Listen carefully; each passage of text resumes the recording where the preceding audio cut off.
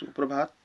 मैं चंद्र प्रकाश भुवनमालती शिक्षक प्रशिक्षक महाविद्यालय मोतिहारी से आज डीएलएड फर्स्ट ईयर के बच्चों के लिए एक वीडियो लेके आया हूँ। आज का टॉपिक है लिंग विभेद। लिंग विभेद का नाम जैसे ही आता है कहीं न कहीं हमारे मन में एक विरोधाभास की बातें आती हैं।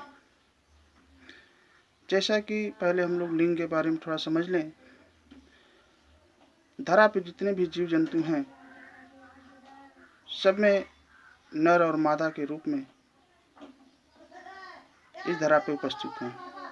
वैसे ही मानव में भी महिला पुरुष नर मादा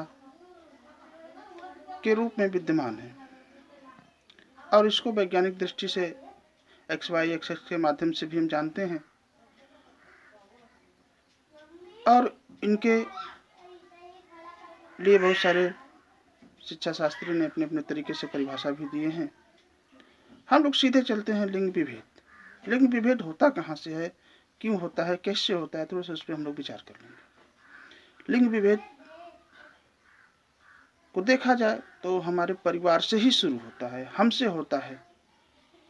जब बच्चे परिवार में जन्म लेते हैं तब से ही हम खान पान रहन सहन के साथ साथ तमाम चीज़ों में हम क्या करते हैं, अंतर करना शुरू कर देते हैं।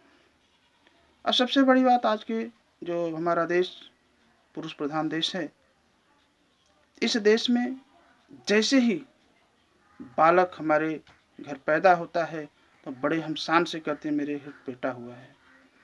लेकिन जैसे ही बालिका पैदा होती है तो कहीं न कहीं हमारे ऊपर लगता है बोझ हो जाता है। और जब कोई पूछता है कि क्या हुआ है तो हम गर्दन लटका के कहते हैं बेटी हुई है। सबसे पहले बात तो हमारे बीच में ही से विभेद का कार्य शुरू होता है। अब बात आती है कि इसका चरण कैसे है। एक उदाहरण के तौर पे मैं बताना चाहूँगा कि अगर हमारे घर में एक बेटी है एक बेटा है तो बेटा को दूध का गिलास हम ज़्यादा देते हैं, लड़की को कम देते हैं। लड़के को स्वतंत्र रखते हैं, लड़की को दबा के रखते हैं। कहीं न कहीं हमको लगता है कि हमारा बेटा हमारी बेटी से अधिक महत्वपूर्ण है। इसलिए ये लिंग का विभेदन जो होता है, लिंग भेद होता है, हम अपने यहाँ से शुरू करते हैं। इसके बहुत सारे कारण हैं। पारिवारिक कारण है, सामाजिक कारण है, आर्थिक कारण है, राजनैतिक कारण है। बहुत सारे कारण हमारे बीच में देखने को मिलता है। समाज में स्त्रियों को छूट नहीं, पुरुषों को छूट। शिक्षा में स्त्रियों को छूट नहीं, पुरुषों को छूट। समाज में स्त्रियों को छूट नहीं, पुरुषों को छूट। राजनीति में छूट नहीं। लेकिन धीरे धीरे धीरे धीरे आज के आधुनिकता शिक्षा के प्रभाव से आज हमारी बालिकाएं, हमारी महिलाएं पुरुषों से आगे निकली हुई हैं।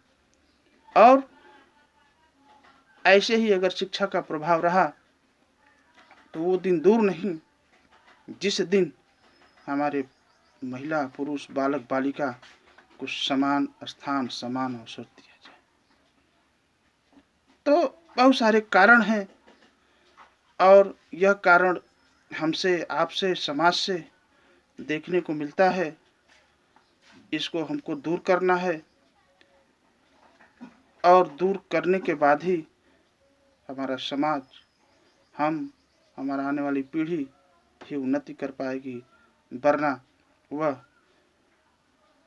पीछे चलती जाएगी। आज बस इतना ही। अगले दिन दूसरे वीडियो में लेकर हम उपस्थित होंगे। धन्यवाद।